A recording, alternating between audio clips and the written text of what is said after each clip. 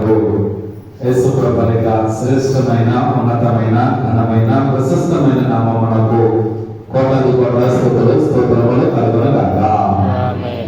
గడిచిన దినములన్నీ కూడా అనగా ఈ 2025 సంవత్సరము 12 నెలలు ప్రతి నెల కూడా మరి ఆయన సన్నిధిలో వచ్చేది, మరి ఆయన స్తుతించడానికి దేవుడు మనకి మంచి సమర్థన ఇచ్చాడు. మనము ఆయన శరీర రక్తములో మొదటి ఆదివారము అంటే మొదటి నెలలో ఎంత ఇంట్రెస్ట్ గా తీసుకుంటున్నామో ఆఖరి నెల కూడా అట్లే ఉండాలండి. చాలా మంది ఆఖరి నెల ఏం చేస్తుంటే పర్లేదులే అని ఎక్కడ ఉంటారండి, పనులు ఒత్తులు పనులు పెట్టేసుకొని ఈ ఆఖరి నెలలో కూడా ఈ రొట్టె ద్రాక్షరసము నిర్లక్ష్యం చేసేవారు చాలా మంది ఉన్నారు. క్రైస్తవులమైన మనము, దేవుని ఎరిగిన మనము చాలా మంది ఆయన శరీర రక్తములను అంటే నిర్లక్ష్యంగా ఉండేవారు చాలా మంది ఉన్నారు. గమనించండి, మనము రక్షించబడిన ప్రతి ఒక్కరము కూడా ప్రతి నెలలో కూడా ఆయన శరీర రక్తములు మనము పాల్గొంపులు పొందుకోవాలండి. రొట్టె ద్రాక్షరసములు మనము పాల్గొంపులు పొందుకుంటున్నామంటే ఆయన శరీరం తింటున్నాము, ఆయన రక్తాన్ని త్రాగుతున్నామని గ్రహించి ప్రతి నెల కూడా ఎటువంటి ధన్యత దేవుడు మాకు ఇచ్చాడు, ఈ నెల మాకు ఇచ్చాడు, ఈ నెల మాకు ఇచ్చాడు. ప్రతి నెల కూడా అలాగే ఈ దినం గ్రహించాడండి. అయ్యా ఈ సంవత్సరంలో ప్రతిరోజు ప్రతి వారం ప్రతి నెలలో అలాగే ఈ ఆఖరి నెలలో కూడా నీ శరీర రక్తంలో మేము పాల్గొనలు పొందుకోవడానికి మాకు అవకాశం ఇచ్చేవారే రావాలి. కానీ పనులు పెట్టుకుని పనులు పెట్టేసుకొని షాపింగ్ పెట్టుకొని అందరూ ఎక్కడ పోతున్నారండి?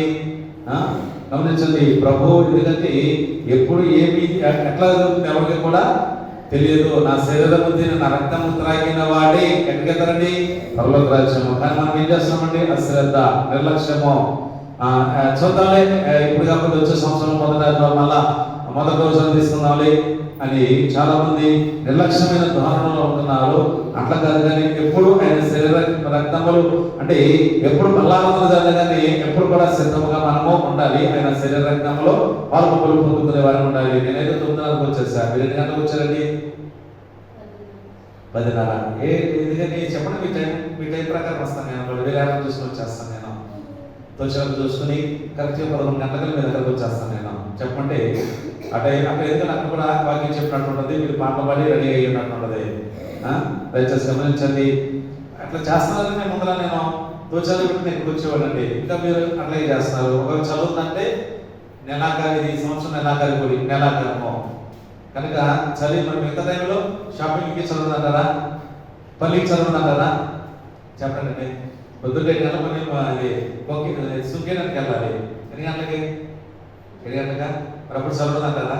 ఆదివారం వచ్చేసరికి చదువుతుందా? ఆదివారం వచ్చేసరికి పనులు పెట్టుకుంటున్నామా? ఆదివారం వచ్చేసరికి షాపింగ్లు పెట్టుకుంటున్నామా? గమనించండి, అట్లా కాదండి. మనం ఆదివారం అంటే ఎప్పుడు కూడా దేవుని సన్నిధిలో దేవుని కనపడాలి, దేవుని దర్శించాలి. ఎందుకంటే ఈ రోజు అంటే ఆయన రాక అనే అంశం మనకి ఇవ్వబడినది. అది కాదు, కానీ నేను వేరే వాక్యం మీకు తెలియజేస్తాను. ఆయన రాకలో ఎందుకంటే ప్రభా త్వరగా రాము అని మనం ఆయన ఆహ్వానించాలి. ఆయన రాక కొరకు మనం సిద్ధపాటును కలిగి ఉండాలి. ఆయన రాక కొరకు ఎందుకంటే ఆయన వస్తున్నాడు. ఆయన వస్తానన్నవాడు మాట తప్పేవాడు మాత్రము కాదు. ఎప్పుడు ఆయన వస్తాడో, ఆయన రాకని కూడా మన పోకని కూడా ఎవరికి కూడా తెలియదు. కనుక ఆ వాక్యమే శరీరధారిగా మన మధ్యకు మొట్టమొదటిగా వచ్చాడు, గొర్రెపిల్లనింటికి వచ్చాడు. ఆయన రెండవదిగా కొత్త సింహముగా ఈ లోకానికి ఆయన వస్తున్నాడు. మొదటిగా గొర్రెపిల్లనింటికి ఈ లోకానికి వచ్చాడు, ప్రియదేవుని బిడ్డలారా. రెండవదిగా కొత్త సింహముగా ఈ లోకానికి రాబోతున్నాడు. మనమందరము కూడా రక్షించబడి క్రీస్తును మన సొంత రక్షకుడిగా అంగీకరించి ఆయన రాక కొరకు మనము సిద్ధపాటు కలిగి ఉండాలి. ఒక వృద్ధురాలు అంటే దగ్గర 100 సంవత్సరాల పైన జీవించిన ఆమె, అమ్మా నీ కోరిక ఏమిచ్చానంటే, ఆమె దగ్గర 110 సంవత్సరాల పైన జీవించింది.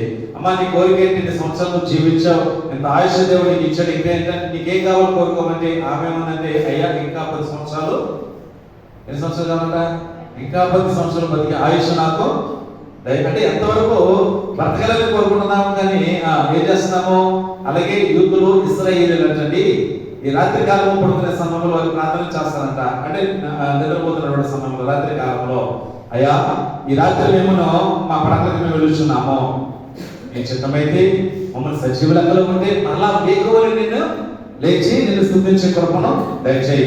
ఒకవేళ మేము లేవకపోతే నీ పిలుపు వచ్చి మేము వెళ్ళిపోతే మా ఆత్మను నీ సన్నిధిలో చేర్చుకో అని ప్రార్థన చేస్తారంట వాళ్ళు. మనం అట్లా చేస్తామా? అది అసలు ప్రభా ఈ రాత్రి ఒక నన్ను పిలిస్తే నా ఆత్మని సంగతి చేర్చుకోమంటావా? భయం, ప్రాణం అంటే ఎంత భయం అండి, మహాభయం కదా. స్తోత్రం, హల్లెలూయా. కానీ ఎప్పుడు ఆయన రాకడ ఎప్పుడు వస్తుందో మనం ఎప్పుడు కూడా రెడీగా, ఎప్పుడు ఎవరికి ఏ విధంగా జరుగుతుందో ఎవరికి కూడా తెలియని పరిస్థితుల్లో మనం ఉంటున్నాము కనుక ఆయన రాక కొరకు మనం సిద్ధపాటు కలిగి ఉండాలి. ప్రేమరా మనం చూద్దాం కొన్ని మాటలు ఈ దినాన పరిశుద్ధ బైబిల్ గ్రంథంలో నుండి. వాస్తవంగా ఈ దినమును పేరెంట్స్ అండి మా పాప దగ్గరికి వెళ్ళాలి మేము.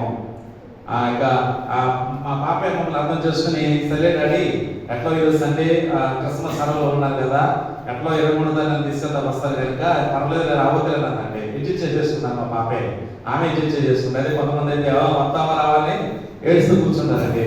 పర్లేదు డాడీ రేపు 23 దాన్ని రండి వచ్చి నన్ను తీసుకుని ఒక రోజుకి ఏం వస్తారు, మీరు ఇంత దూరము ఒక పూటగా ఆసుపత్రి వేసేస్తున్నారులే, ఏ ప్రాబ్లం లేదు అని అన్నాడు. సరే కనుక అందుకని కొంచెం వ్యాధి మాటికి వైపు దగ్గర సగం అయిపోయిందండి. సరే వాక్యం కొన్ని మాటలు మనము ఈ దినాన్ని ధ్యానం చేసుకున్నాము. పరిశుద్ధ బైబిల్ గ్రంథము నుండి క్రిస్మస్ పర్వదినాలు మనం ఉన్నాము. మళ్ళీ నేను క్రిస్మస్ ఆరాధనకి రాను, మళ్ళా వస్తే మళ్ళీ నెక్స్ట్ ఆదివారం వస్తాను, నీకి మళ్ళీ నేను పనులు ఆరాధనకు వస్తాను. చూద్దాము పరిశుద్ధ బైబిల్ గ్రంథము నుండి లూకా సువార్తలో 2వ అధ్యాయము ఈ దినము. ఎందుకంటే యేసు ప్రభు వారు మొదటిగా గొర్రెపిల్లరింటికి వచ్చాడు, రెండవదిగా కుటుంబ సింహముగా రామాయణాడు. అంటే మొదటిగా ఒక దీనుడుగా ఈ లోకానికి వచ్చాడు. ఒక పేదవాడి గర్భమున ఆయన ఉదయించాడు. పేదవాడిగా ఈ లోకానికి వచ్చాడు. ఆయన ధనవంతుడు అయ్యుండి, ఆయన దేవుని కుమారుడు అయ్యుండి, దేవునితో ఉండవలసిన భాగ్యమని ఎంచుకోలేదు కానీ దాసుల స్వరూపమును ధరించి తన్ను తాను వ్యక్తులుగా చేసుకుని శిలువ మరణము పొందినంత విధేయతను చూపించిన వాడై ఈ లోకానికి వచ్చాడు. అంటే దేవుని కుమారుడు అయ్యుండి, దేవునితో ఉండవలసిన భాగ్యమని ఎంచుకోలేదు కానీ ఎట్లా వచ్చాడు, దాసుడుగా వ్యక్తుడిగా ఈ లోకానికి వచ్చాడు. ఎట్లాగా అంటే శిలువ మరణము పొందినంత విధేయత చూపించాడు. ప్రియదేవులారా, అందుకని తను తగ్గించుకున్నాడు. ఎంతగా తగ్గించుకున్నాడంటే శిలువ మరణము పొందినంతగా ఆయన తగ్గించుకున్నాడు, విధేయతను చూపించాడు. రెండవ రాకడలో ఆయన రానయ్యాడు. నీకు నాకు స్థలమును సిద్ధపరచ వెళ్ళాడు. మొదటి ఈ లోకానికి వచ్చాడు. ఆయన మనం ఏం చేస్తుంది, శిలువ మరణానికి ఆయనకు అప్పగించాము.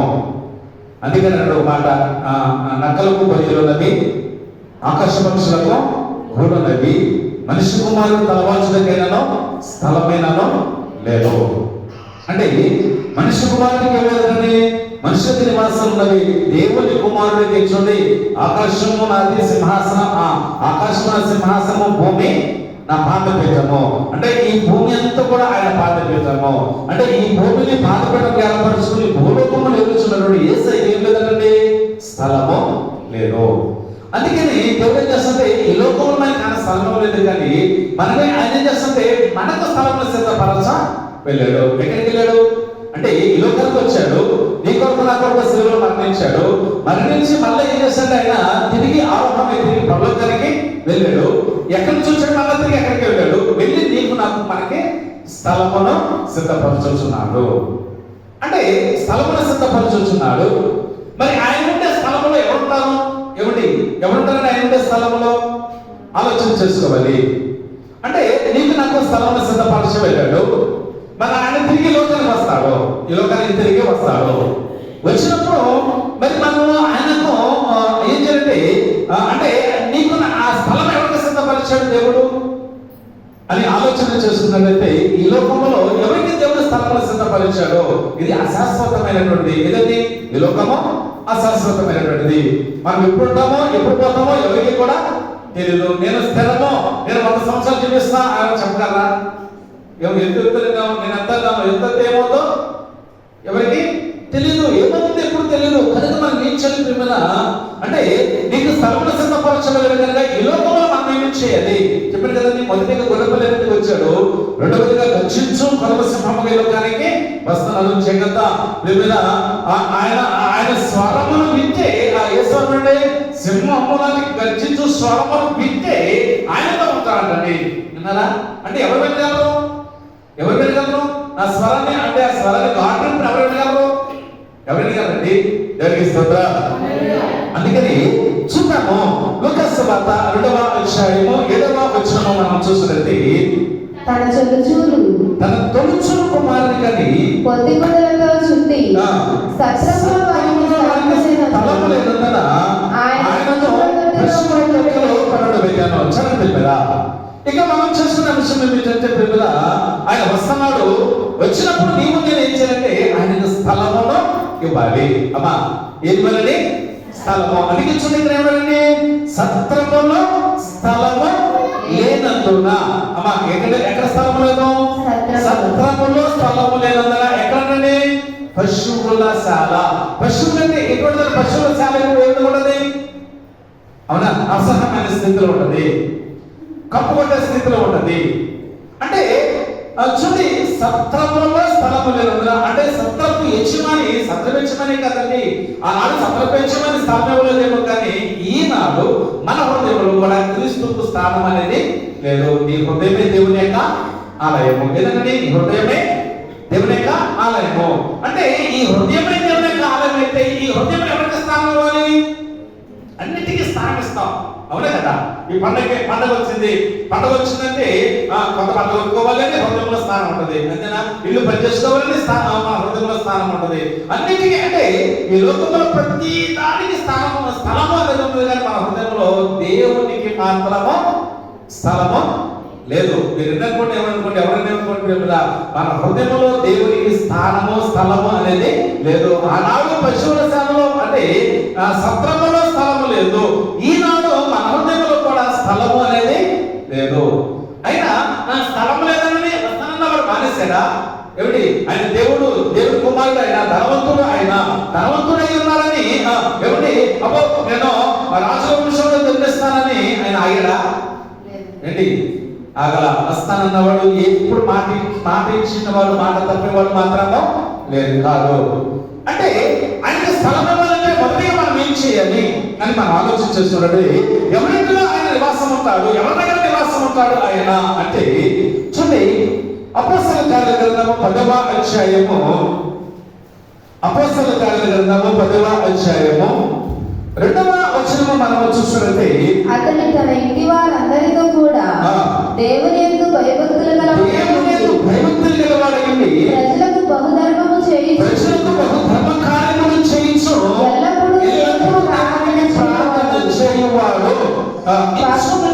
ప్రజలు 3 గంటల వేళ దేవుని దూత అతని యొద్దకు వచ్చి కొన్నేటి దర్శనమందు తేటగాత్రిని కనపడెను. హల్లెలూయా, హల్లెలూయా, హల్లెలూయా. ఎవరింటిలో ఆయన స్థలం ఉంటది అనంటే ప్రార్థించిన వారు. హల్లెలూయా, హల్లెలూయా. ఎవరంటే ప్రార్థన అంటే ప్రార్థన చేసే ప్రతి ఒక్క ఇంటిలోనే కానీ హృదయంలోనే కానీ దేవునికి ప్రార్థన ఏంటండి? దేవునితో చెప్పండి మాట్లాడడము, దేవునితో సంభాషణ చేయడము. ఏమిటి? దేవునితో సంభాషణ చేయడం ఎట్లాగా? ఏదో మీడియాలో కొత్త మీడియా అవుతుంది.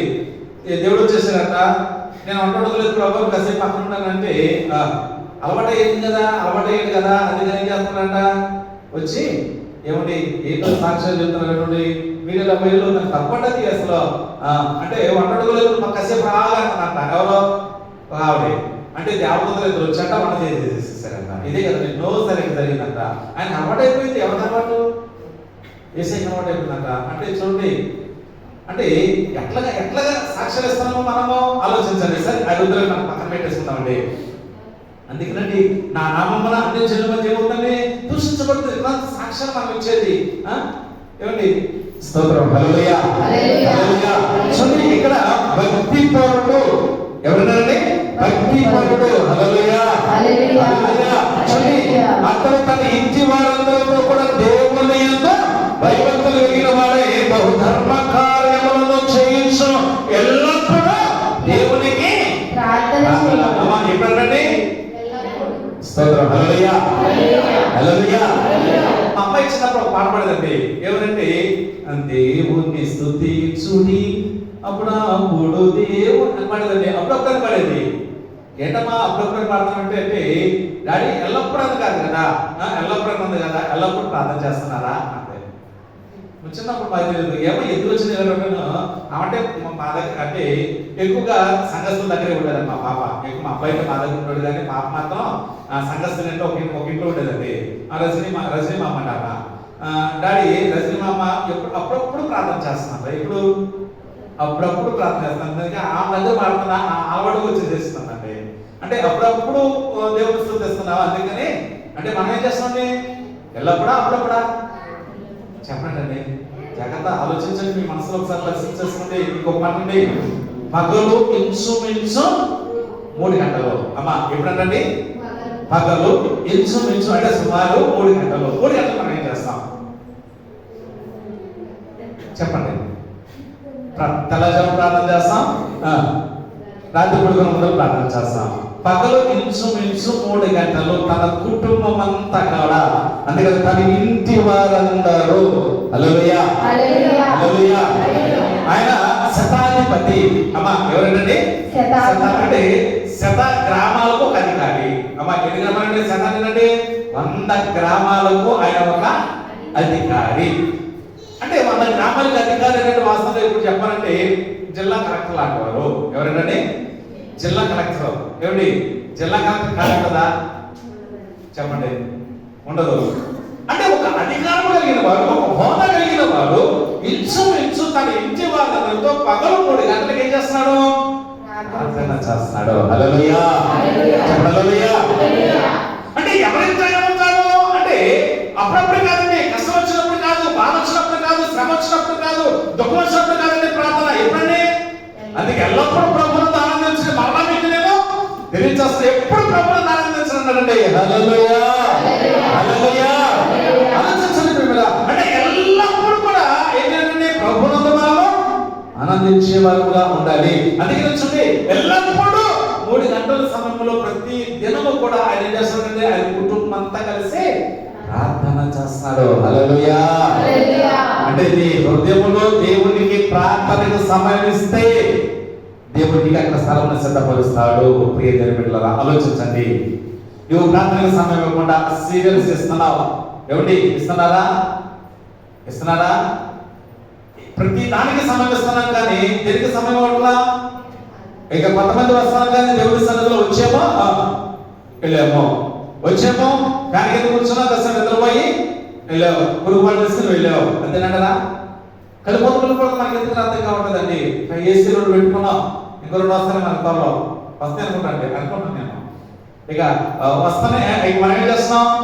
వస్తున్నాం చక్కగా చల్లగా ఉన్నది పడుకుని నిద్రపోయి వెళ్తున్నాం. అంతేగాని అయ్యో నేను దేవుడి సన్నిధికి వచ్చాను, దేవుడి సన్నిధిలో నేను ప్రార్థన చేయాలి, నేను దేవుడి సన్నిధి ఎందుకు వచ్చాను, నేను దేవుడి సన్నిధి ఎందుకు గడుపుతున్నాను అన్న ఆలోచన అనేది మనకి వచ్చే నాటి చొక్కడేలో కూడా ఒకరు వీళ్ళు కూడా ఒక్కొక్కరు వాక్యం వినరు. నీ హృదయంలో వాక్యానికి స్థానం లేకపోతే, నీ జీవితంలో ప్రార్థనకి స్థానం లేకపోతే దేవుడు ఎక్కడుండండి నీ దగ్గర? ఆ వాక్యమే శరీరానికి మరణ జన్మించడానికి వచ్చాడు. దానికి స్తోత్రం హల్లెలూయా. ఆ వాక్యమైన దేవుడు ఎక్కడ వచ్చాడండి? నీ దగ్గరకి దిగి వచ్చాడైనా, నీ దగ్గర దిగి వచ్చాడు. దానికి స్తోత్రం. నీతో ఉండడానికి, నీతో కలపడానికి, నీతో సహవాసం చేయడానికి. కానీ నువ్వేం చేస్తున్నావు? అన్నిటికీ సమయం ఇస్తున్నాం కానీ దేవుడి సన్నిధిలో మాత్రము ప్రార్థనకి సమయం అంట. అందుకే కొన్ని ప్రార్థన పరుడు కలిగిన ఆ ఇంటికి ఎవరు చూడండి? దేవదూత వచ్చింది. దానికి స్తోత్రం హల్లెలూయా. ఈ దేవదూత అన్నది ఎవరంటే నీ ధర్మ కార్యములో, నీ ప్రార్థనలు, నీ ధర్మ కార్యములు దేవుని సన్నిధికి జ్ఞాపకముగా చేరినవి. హల్లెలూయా. నీ ప్రార్థనలు, నీ ధర్మ కార్యములు ఎక్కడికి చేరినవి? దేవుని సన్నిధికి చేరినవి. ఏది నీ ప్రార్థన? నీ ప్రార్థన దేవుడు అందిస్తున్నాడా? మరపించే వారికి నిజము, మరపించే వారికి సమీపముగా ఉన్నవారైనా దానికి స్తోత్రం హల్లెలూయా. నీ ప్రార్థన దేవుడు అందించుంది.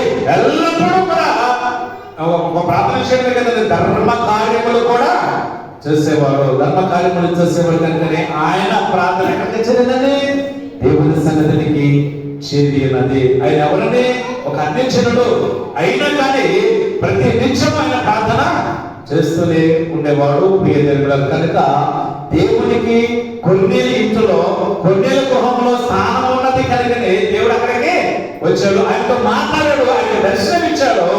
మిమ్మల్ని దర్శనమిచ్చి ఆయనతో మాట్లాడుతున్నట్టుగా మనం చూస్తున్నాము. హల్లెలూయా, హల్లెలూయా.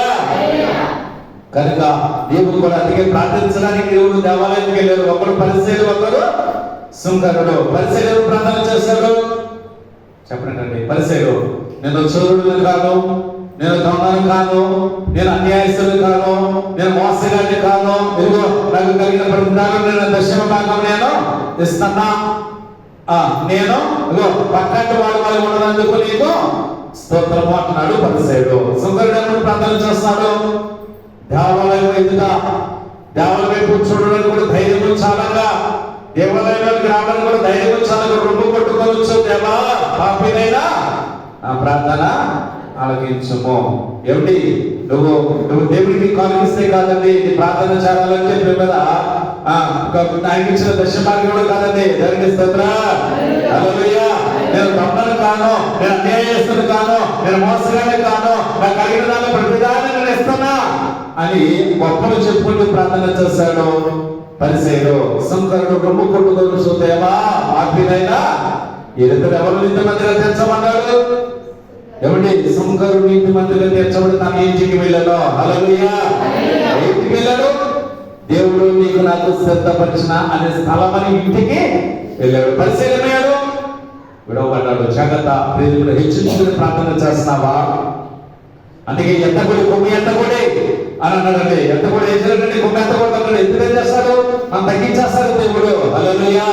మనం తగ్గిస్తే ఆయన హెచ్చేస్తాడు. అందుకనే మీద ఈ గొర్రెని ఒక అధికారం కలిగిన వాడు, ఒక హోదా కలిగిన వాడు, ఒక అంతస్తు కలిగిన వాడు అయినా కానీ తన ఇంటి వారందరూ కలిసి 3 గంటల సమయంలో ప్రార్థన చేసినప్పుడు దేవుని దర్శనాన్ని చూశాడు. హల్లెలూయా. దర్శనం చూడమే కాదు కానీ ఆ దర్శనంలో దేవుడు మాట్లాడమే కాదు కానీ నీ ధర్మ కార్యంలో నీ ప్రార్థనలో ఆ సన్నిధిని చేరినవని దేవుడు సాక్ష్యం ఇస్తున్నాడు. ప్రియమైన వారిని హృదయంలో స్థానం ఉన్నదా దేవుడికి? ప్రార్థించే ప్రతి ఒక్కరు కూడా హృదయంలో స్థానం ఇచ్చాడు. ఒకవేళ నువ్వు ప్రార్థన చేస్తే, నువ్వు దేవుడికి స్థలం ఇస్తే నీకు స్థలమును సిద్ధపరచలేడు. వస్తాడు, మళ్ళా నిన్ను తీసుకుని అక్కడికి వెళ్తాడు. ప్రార్థన చేయకపోతే నిన్ను తీసుకెళ్ళడం అనుకుంటున్నారేమో. దేవుడికి స్తోత్రం. లేకపోతే నేను ఆ దేవుడి సన్నిధికి డొనేషన్ చేసి వస్తానా, ఈ డొనేషన్ నాకు మేలు జరుగుతుంది అనుకుంటే ఈ డొనేషన్ కూడా జరగదని చెప్పి కదా. దేవుడికి స్తోత్రం. మొదటిగా ప్రార్థించిన వారి ఇంట్లో ఆయన ఉంటాడు. రెండవదిగా యోగు గ్రంథము 1వ అధ్యాయము. రెండవదిగా యోగు గ్రంథము 1వ అధ్యాయము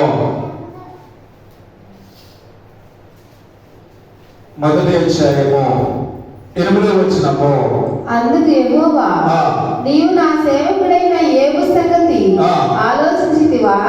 అతడు యథార్థవంతుడును, న్యాయవంతుడై దేవుని యందు భయభక్తులు కలిగి చెడుతనము విసర్జించినవాడు భూమి మీద అతని వాడి వంటి వాడు ఎవడనూ లేడు. ఆ ఇంటికి దేవుని ఏమన్నది? కంచె ఉన్నది అన్నాడు. అదే దేవునికి స్తోత్రం. అతని ఇంటికి చూడండి, అతని ఇంటి వారందరికి అతనికి కలిగిన సమస్తము చుట్టూ కంచె ఉన్నది. హల్లెలూయా, హల్లెలూయా. ఆయనకి ఆయన కలిగినదంత సమస్తానికి ఆయన చుట్టూ ఉన్నదండి కంచె ఉన్నది. కంచెండి ప్రహరీ. ఇప్పుడు ప్రహరీ మన చుట్టూ ప్రహరీ ఉంది కనుక ఎవరన్నా దొంగలు అగలరా? పాములు కానీ దొంగలు కానీ ఎవరు వస్తారా? ఎవరు కూడా రావు. ఎందుకని? కంచి అంటే దేవుని కంచి కూడా ఎవరు చుట్టూ? అతనికి, అతని ఇంటి వారికి, అతనికి కలిగిన సమస్తం. ఎందుకు అని అంటే చెడుతనము విసర్జించిన వాడు. హల్లెలూయా, హల్లెలూయా. ఏంటంటే చెడుతనం ఏంటండి? అమ్మా, చెడుతనం ఏంటండి? దేవుడు లేదని బుద్ధిహీనులు తమ హృదయంలో అనుకుని చెడుపోయిన కార్యములు చేసేవారు, అసహ్యమైన కార్యములు చేసేవారు. అంటే చెడ్డవారంటే ఈ చెడ్డదనేది మనుషుల హృదయంలోకి వెళ్ళి అంత అపవిత్రం చేస్తుంది. ద్వేషములు, అసూయలు, కక్షలు, స్వార్థములు, ఎవరి గొడవలు, అలలు, అలతకూడదు ఆటపాడి అన్నీ కూడా ఏదంటే చెడ్డ కార్యములు. అంటే చెడు అంటే తప్పు చేసేవాడు తప్పు అని గమనించాలని చెప్పండి. తప్పు చేసేవాడు చేస్తే తప్పు అని హెచ్చరిక చేయాలి. తప్పు అని హెచ్చరిక చేస్తే చెప్పండి ఉంటావా? పగవాడు 1000 ముద్దులు పెడతాడు, ప్రేమించేవాడు ఏం చేస్తాడు? గద్దిస్తాడు. ప్రేమించేవాడు గద్దిస్తాడు, పగవాడు ఏం చేస్తాడు? 1000 ముద్దులు పెడతాడు. మనం ఏమనుకుంటున్నాము? చెప్పడమ్మా, దేవునికి స్తోత్రం. హల్లెలూయా. చెప్పండి, మనం ఏమనుకుంటాం? నా పగవాడే నాకు వేలు కోరుతున్నాడు అనుకుంటారు. కానీ వాడు ఏం చేస్తాడు? కీడును కోరుకుంటున్నాడు. ప్రేమించేవాడు గద్దిస్తాడు. అందుకని నీతిని ప్రేమించాలి, దుర్నీతిని ద్వేషించాలి. దేవునికి స్తోత్రం. ఈరోజు మనం చెడుకి సపోర్ట్ చేస్తున్నాము, అన్యాయానికి సపోర్ట్ చేస్తున్నాము. అవునా కదా? ఏమిటి? చెడుగా సపోర్ట్ చేస్తున్నాడు, మంచిగా సపోర్ట్ లేదు. మంచి చేసే వారి పక్షం. కానీ గమనించండి, ఒకవేళ మంచి అంటే యథార్థవంతులకు యథార్థతే వెలుగు చూపిస్తుంది. ఒకవేళ యథార్థవంతులకు సపోర్ట్ లేకపోతే దేవుడు మాత్రము స్తోత్రం. హల్లెలూయా. ఎందుకంటే నమ్మకమైన వారికి దేవునిలో మెండుగా కలుగుతుంది. యథార్థవంతులకు యథార్థతే మార్గాన్ని చూపిస్తూ ఉంటది. దేవునికి స్తోత్రం.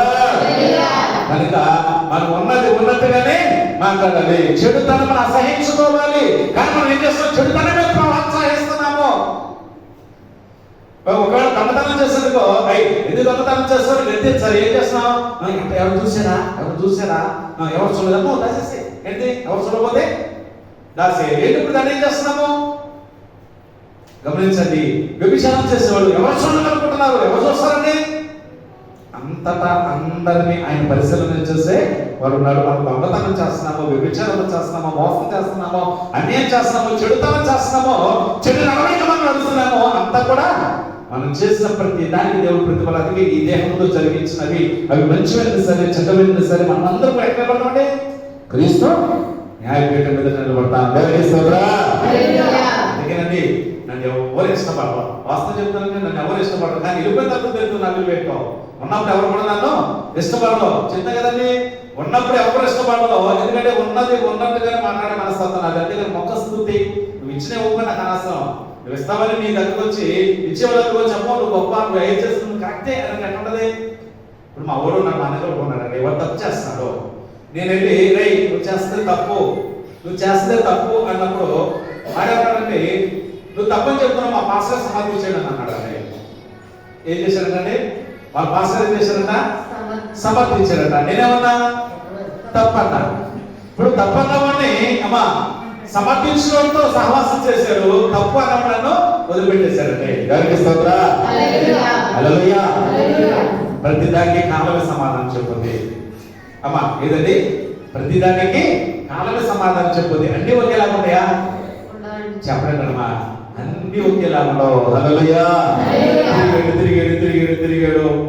ఇక ఆఖరికి ఈ నడుము నొప్పి వస్తుందండి. నొప్పి వస్తుంది. డాక్టర్ దగ్గర వెళ్తే డాక్టర్ అన్నమాట వెనుక సరిపోయింది బాబు, ఆపరేషన్ చేయాలన్నారంట. ఇప్పుడు ఎవరు దిగ్గయ్యారు? మేమే వాస్తవం ఎవరు దిగ్గయ్యారు? ఆయన అన్నవాడు అంటే ఎట్లాగే ఉన్నట్టు మాట్లాడుతుంటే మనతో మన సంఘాలు ఉండవు. బయట సంఘాలు వెళ్ళి అలా ఉంటారు, దేవుడిని దీవించుడు కాక ఏం చేసిందంటే ఏమంటారండి? ఏమంటే సిఎస్ఐ అంటే మనం అనుకుంటాం మనం ఉన్నట్టు బోధిస్తారంటే ఇక్కడ సిఎస్ఐ వాళ్ళు తప్పు మాటలే బోధించండి. కొంతమంది ఏమంటారు తెలుసా? దేవుడిని దీవిస్తాను, వేది చేస్తాను దీవిస్తారని సరిగ్గా చేస్తున్నారు, అబ్బో వీళ్ళని తిడుతున్నారు, అలాంటో దీవిస్తున్నారు పోవాలండి. అట్లకి పోయాడండి. పోయిన తర్వాత ఇప్పుడు నడువులోకి వచ్చింది, పెట్టాడు లక్షలాగా పెట్టాడండి. ఆడు నడువులోకి వచ్చి ఆపరేషన్ చేస్తే వచ్చి పలకరించిన బాపత లేదంటే నేను చెప్పా, రే జాగ్రత్త కత్తి కన్ను మీద చూడడం అయినా కది చూడని బలం ఉందని ఇష్టం ప్రవర్తించమాత్రం నాన్న చూడరా ఇది నా కొడుకు అన్నకూడదు కదండి. ఒరే నువ్వు పాడైపోతావరా, నువ్వు జాగ్రత్త నువ్వు సరి చేసుకున్నారంటే ఇలా నేను తప్పు చేస్తాను, నేనే నా తప్పును ఎదురు చూపిస్తున్నాను, నన్ను చూసేవాళ్ళు నువ్వు అని అంటాడు.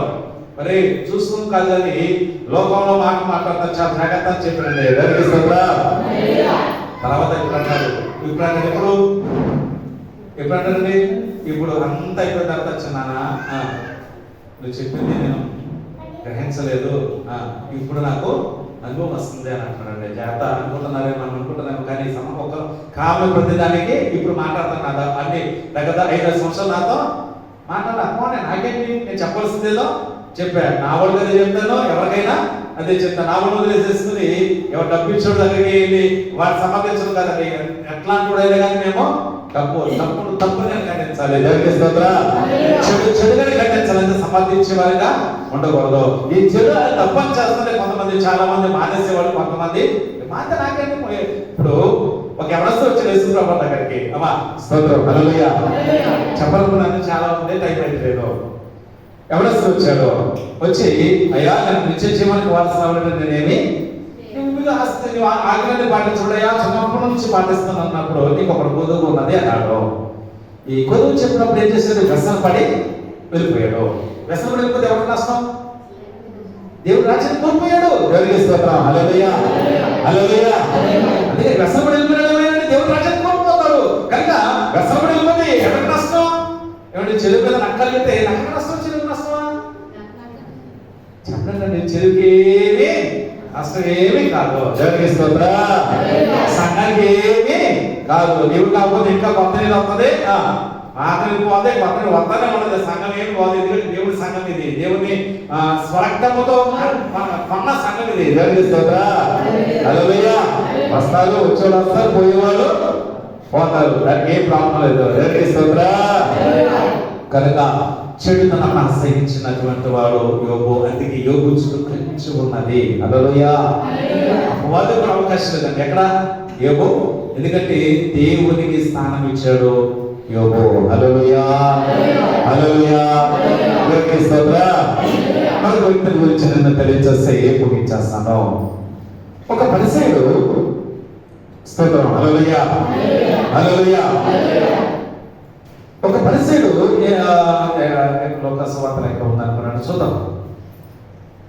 యేసుప్రభుని తన ఇంట్లోకి ఆహ్వానించాడు. స్తోత్రం చెప్పండి హల్లెలూయా. ఎందుకు ఆయన ఆహ్వానించాడు అంటే ఆయనకు కుష్ఠరోగము. ఎవరికంటే ఆయనకు కుష్ఠరోగము. మాకు చెప్పేస్తానండి. దేవునికి స్తోత్రం హల్లెలూయా హల్లెలూయా. కుష్ఠరోగం ఆయనకి. కుష్ఠం వచ్చింది. ఏం చేశాడంటే యేసుప్రభుని అంటే కృతజ్ఞతగా యేసుప్రభుని ఆహ్వానించాడు. దేవునికి స్తోత్రం. ఈ మాట చెప్పేసుకుని చెప్పడానికి చాలా ఉన్నాయి కానీ 2 సార్లు 3 సార్లు పరిసయ్యకి కుష్ఠరోగం వచ్చింది.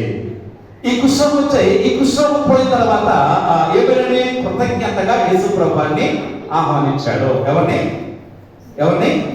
యేసుప్రభుని కృతజ్ఞతగా. దేవునికి స్తోత్రం. అంటే దేవుడు చేసిన మేలు కొరకు కృతజ్ఞతగా యేసుప్రభుని తన ఇంటిలోనికి ఆహ్వానించాడు. హల్లెలూయా హల్లెలూయా.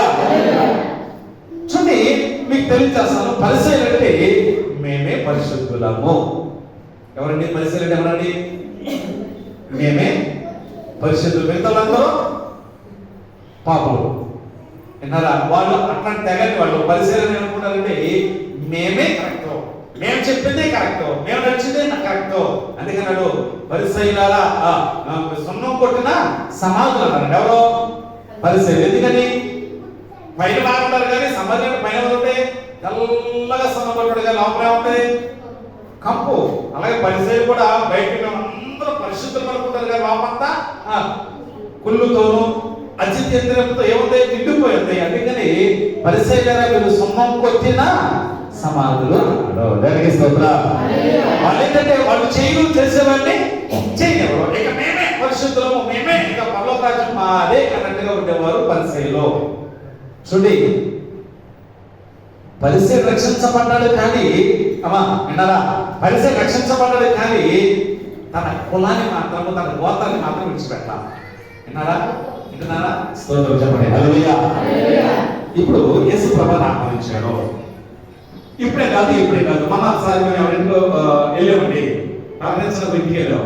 వాళ్ళు ఏం చేసి అర్థంగానే కాలు కట్టుకుని ఇచ్చారు, కాలు కట్టుకుని ఇచ్చారు. వెంటనే ఒక తవాదిస్తూ చేయగా చూసుకుని ఇచ్చేసారు. ఎవరికి? మాకు. అంటే ఇప్పుడే కాదు, యూదుల ఆచారం ప్రకారం ఏం చేస్తారంటే ఎవరైనా అతిథిని ఆహ్వానిస్తే ఖచ్చితంగా కడగడానికి ఏం ఇస్తారు? కాలు కట్టుకోవడానికి నీళ్ళు ఇస్తారు, చూసుకోవడానికి ఖచ్చితంగా ఇస్తారంటే. దేవునికి స్తోత్రం. ఆయన ఇవ్వాల. ఎందుకని ఇవ్వాల చెప్పండి? రక్షించబడ్డాడు కానీ నేనే పరిశుద్ధుని. ఎవరి పరిశుద్ధుని చెప్పండి? నేనే అంటే అహంకారం, ఇంకో మొత్తం పరిశుద్ధులు ఉందండి. అహంకారంగా ఉంటారు అన్నాడండి. అంటే ఇక్కడ నేనే అంటే మేమే గొప్పవారని కనీసం కనుక్కోవడానికి కూడా నీళ్ళు కాలు కనుక్కొని నీళ్ళు లేదు కూడా ఇవ్వలా. దేవునికి స్తోత్రం. హల్లెలూయా. హల్లెలూయా. ఒక పాపాత్మ స్త్రీ వచ్చింది. ఎవరండి ఆమె? స్త్రీ. ఏదైతే ఇవ్వలా. కానీ ఆమె ఏమన్నానండి? పాపాత్మ స్త్రీ వచ్చింది ఏం చేస్తుంది? కన్యలతో ఆయన పాదాలను కడిగింది. విలువైన స్త్రీకి ఎంటుకలు విలువైనవి. అవునంటారు కదా? స్తోత్రం చెప్పండి. హల్లెలూయా. హల్లెలూయా. స్త్రీకి విలువ అంటే ఎందుకని ఎంటుకలు ఉండాలి. కొంతమంది సవరాలు వేసుకుంటారు, కొంతమంది ఇంకులు పెట్టుకుంటారు. ఎందుకని అది అందం. స్త్రీకి అందం ఎంటుకలు. అందుకని దేవుడి సన్నిధికి వచ్చిన అందరూ ఏం చేస్తారు? ముసుగులు వేస్తారు. ఎందుకని ఈ విలువైనవి దేవుని దృష్టిలో మనకి గొప్ప కాదు అని చెప్పుకోవడానికి ముసుగు వేసుకుంటారు. దేవునికి స్తోత్రం. హల్లెలూయా. ముసుగు వేసుకోవడం ఏంటంటే దేవునికి లోబడి ఉండడము అని అర్థము. సరే, ఆమె చేస్తున్నది ఈ విలువైన ఎంపికలతో ఆయన పాదాలను పొడిచినది. దేవునికి స్తోత్రం. హల్లెలూయా. ఆమెను చూసి పరిశీలన ఉన్నాడంటే అసహించుకుంటున్నాడు. ఏమని? చిచ్చి ఒక పాపాత్మ స్త్రీ అంటే యేసుప్రభు అన్నాడు. పరిశీలన సీమోను అన్నాడు, సీమోను నేను ఇంటికి వచ్చా, నాకు కాలు కట్టుకున్నందుకు నేను ఇచ్చావా? ఈమె నేను వచ్చినది మొదలుకొని కన్నీళ్లతో నా పాదాలలో కడిగినది.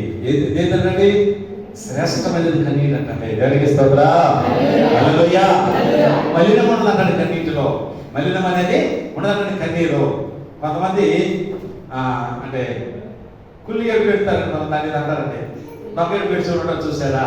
నేను చెప్పలేను. కానీ దేవుని దగ్గర నిజమైన ఏడుపు అన్న వీళ్ళందరూ కన్నీరు నిజమైన కన్నీరు కాల్చిన కనుక దేవుడు ప్రతిఫలం ఇచ్చాడు. దేవునికి స్తోత్రం. ఈమె హెరోదియా దొంగ కన్నీరు కాల్చింది. ఎవరి దగ్గర? పిలుపు దగ్గర. హెరోదు భార్య పిలుపు దగ్గర దొంగ కన్నీరు కాల్చింది. హెరోదు రాజు దగ్గర. ఏమైందండి అంటే బాప్తిస్మం యోహాను పళ్ళకి ఇవ్వమందండి. అప్పుడు చర్చను అంటే దొంగ కన్నీరు కాల్చింది ఆమె. దాని తగ్గ ఫలితం ఆమె అనిపించింది అనుకోండి. సరే చూడండి, ఏమేం చేస్తుంది? కన్నీరు కాచి ఆయన పాదాలను తుడిచి కడిగింది. విలువైన పిల్లలతో పాదాలను తుడిచింది. ఆహ్వానించిన వారు ఎవరు చెప్పడమా? ఆహ్వానించిన ఎవరు? ఎవరండి? మర్చిపోయారా? అప్పుడు పరిస్థితి ఎక్కడ ఉన్నాం మనం? Mind absent, body present. Body దగ్గర ఆలోచన వెళ్ళిపోయింది. ఎప్పుడు అయ్యారు ముగెత్తాలా, ఎప్పుడు సుఖేయడానికి వెళ్ళాలా, అంతేనా? వచ్చేసారండి, వచ్చేసారా? స్తోత్రం. హల్లెలూయా. మనకేంటి ఆలోచన? గింజలు పెట్టడానికి వెళ్ళాలా? మొక్కజొన్న గింజలు. మనకేంటి ఆలోచన? షాపింగ్కి వెళ్ళాలా? ఇంకేంటి ఆలోచన? క్రిస్మస్ పండుగ అంటే ఆలోచన పక్కనండి. దేవునికి స్తోత్రం. హల్లెలూయా. హల్లెలూయా. ఆహ్వానించింది పరిసయ్యుడు. ఆహ్వానించింది పరిసయ్యుడు. కాలువలో నిలిచింది ఎవరు? పాపాత్మ స్త్రీ. చెప్పడమ్మా ఎవరండి? ఆ పేరే తెలియదు. పాపాత్మురాలైనటువంటి స్త్రీ. ఇంకా వీళ్ళంతా అంతర్వాసన. ఎవరి అంతర్వాసన? పరిసయ్యుడు బట్టి వాసన వచ్చిందా? ఎవరి బట్టి వచ్చింది? పాపాత్మురాలైనటువంటి స్త్రీని. ఈరోజు యేసు ప్రభువుని ఆహ్వానిస్తున్నారు కానీ ఆయనకు చోటు అనేది లేదు. స్థానం ఉండడానికి జరిగిస్తుందా? కృతజ్ఞతగా అయ్యగారు అమ్మో దేవుడు మాకు ఏం చేశాడు, అయ్యగారు అందరూ కృతజ్ఞతగా అని ఏం చేస్తారు? చాలా మంది అన్ని ఏర్పాటు చేస్తారు కానీ అయ్యగారికి ఇవ్వాల్సిన ప్రాధాన్యత మాత్రం సేవకులకు ఇవ్వాల్సింది ఎవరు? ఆయన అట్లాగే అమ్మో ఈరోజు మా ఇంటికి ఎవరు వస్తున్నారు? అయ్యగారు వస్తున్నాడు అని చెప్పిందంటే భార్య, ఏమయ్యో ఈరోజు మాస్టర్ వస్తున్నాను, కృతజ్ఞత పులుగు పెట్టుకుంటున్నాను, ఈరోజు అమ్మకయ్యా చాలా జాగ్రత్తగా అమ్మ నేను తాగను. అయ్యగారు వస్తుంటే నేనట్ట తాగుతా, నేను తాగను అని అన్నాడండి. అయ్యగారు వస్తుంటే నేనట్ట తాగుతా, నేను తాగను అని కరెక్ట్గా ఉంటానా అంటే బాబు ఒక్క రోజు మా బాబు మొదలు అంటే సల్లే సల్లే అన్నాడండి. అగుద్ద మనసు వేసారు. ఇక ఇంకా వస్తాడు చూస్తుంటే అయ్యగారు వచ్చేస్తుంది. వచ్చాడు ఎవరో, ఏమయ్యా ఏంటి బజార్కి వెళ్ళావు, కూరగాయలు తెస్తానన్నావు, అందరూ వచ్చేసారు, అందరూ భోజనాలు ఏర్పాటు చేయాలి, ఏంటయ్యా అంటే మన ఇంటికి అయ్యగారు వస్తున్నాడు, ఏది మంచిది కావాలో అన్ని ఏర్పాటు వచ్చేసరికి ఏమైంది వంత వేసేసి వచ్చేసాను అన్నాడు. ఏమంతా ఎందుకు వస్తాడు? రాగా అయ్యగారు వస్తాడు, సంతోషంతో ఏం చేయాలి? అది అయ్యగారు ఆహ్వానిస్తున్నాం కానీ సరైన విధంగా మనము అట్లా కాదండి. ఈ పరిశీలనండి తన హోదాన్ని విడిచిపెట్టదండి, తన అంతస్తుని విడిచిపెట్టదండి.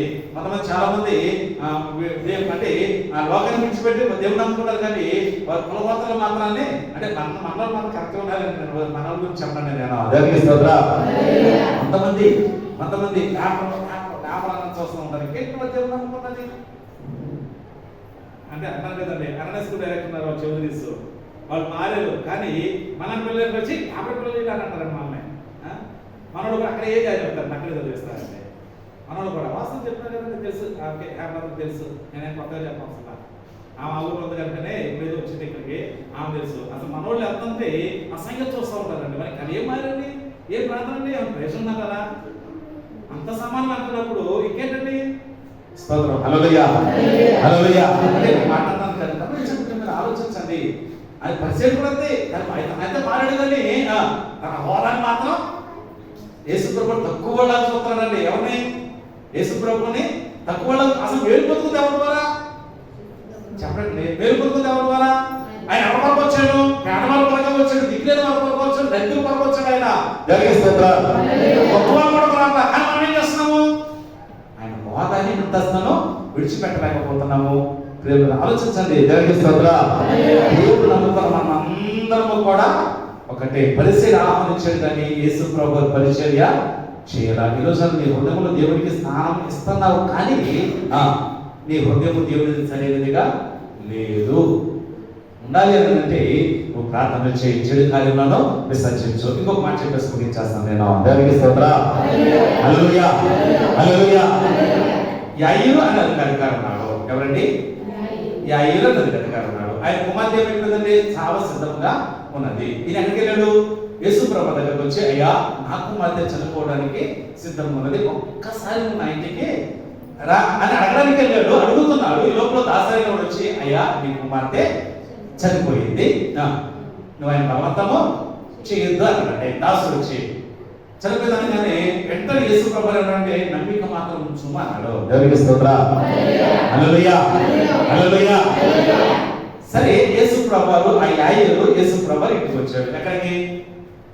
యాయిరు ఇంటికి వచ్చాడు. ఈ పిల్లలు చనిపోయి ఎక్కడుంది? కుటుంబం పెట్టేసేసాడు. ఇక అందరూ వచ్చేసి ఏం చేస్తున్నారు? గుళ్ళు చేసి ఏడుస్తున్నారు. ఏం చేస్తారండి? ఎవరు ఏడుస్తారు? వచ్చా ఏడుతారా? బంధువులు ఏడుతారు, రక్త సంబంధికులు ఏడుతారు. ఇంకో మాట చెప్పండి, అధికారి కనుక ఆయన పెంచాలని కొంతమంది ఏడ్చోడు ఏడుతారు. అవునా కదా మన? ఇప్పుడు రాజుగారు కుక్క సరిపోయినప్పుడు అమ్మ ఏంటండి? రాజుగారు కుక్క సరిపోతే మన తప్పకే కాదు. రాజుగారు కుక్క సరిపోతే ఇప్పుడు అందరూ వచ్చేసారంటే చూడడానికి. ఎక్కడండి? అసలు ఇసుకైతే రానంత మంది ఉన్నారండి జనాలు. పొరపాట అనుకున్నాడు అంత, నా కుక్క సరిపోతే ఇసుకైతే రానంత జనాలు వచ్చారు, ఇక నేను సరిపోతే ఎంతమంది ఉంటారో అనుకున్నాడు అండి. ఆయన చనిపోతే కనీసం ఒక్కడు కూడా రాలేదంట. కారణం ఏంటి? ఎందుకు వచ్చారంటారు? ఒక్కసారి వచ్చింది ఎందుకు వచ్చారు అంతమంది అంటే రాజు ఇప్పుడు పొందుకోవడానికి వచ్చిన కొంతమంది ఉన్నారు. అవునంటారు కదా. ఇప్పుడు అక్కడ ఏడ్చలేవు అంటే వాస్తవం ఏడ్చేవాళ్ళు బంధువులే ఏడుస్తారు.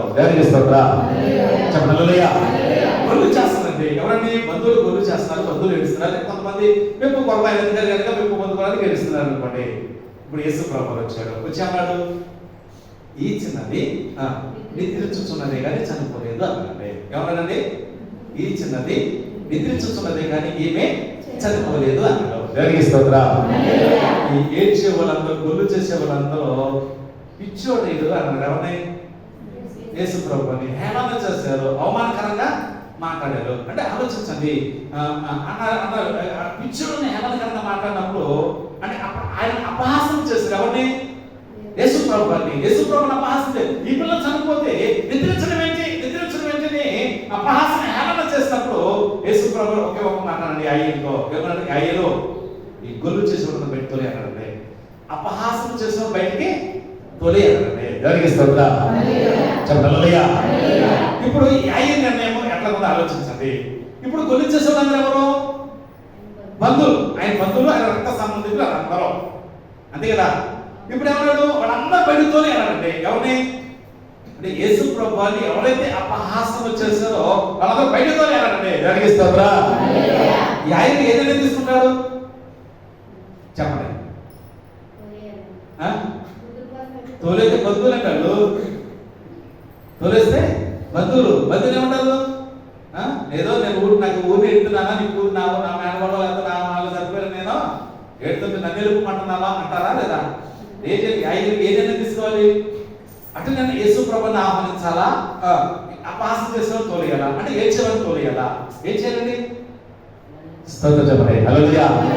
మనం ఏమంటాం? అయ్యగారు వచ్చారు, అమ్మ కాసేపు అనపహనంటే అంటే చెప్తాను లేదు ఇంకా వెళ్తా ఉంటారంటే సరే ఆ దుఃఖాన్ని మనం ఆపలేమనుకోండి. ఇప్పుడు ఆయన ఏం నిర్ణయిస్తున్నాడు? ఏం నిర్ణయిస్తున్నాడండి? స్తోత్రం చెప్పండి. హల్లెలూయా. యేసు ప్రభువుని అపహాసించిన వాళ్ళందరూ బయటకు తోలేసేసారండి. ఎందుకు? తన కుమార్తె కార్యం జరగాలి, తన కుమార్తె జీవితంలో కార్యములు జరగాలి. యేసు ప్రభు లోహారం ఇచ్చాడు, అపహాసం చేసిన వారిని బయటకు తోలేసేసాడు. దేవునికి స్తోత్రం. హల్లెలూయా. హల్లెలూయా.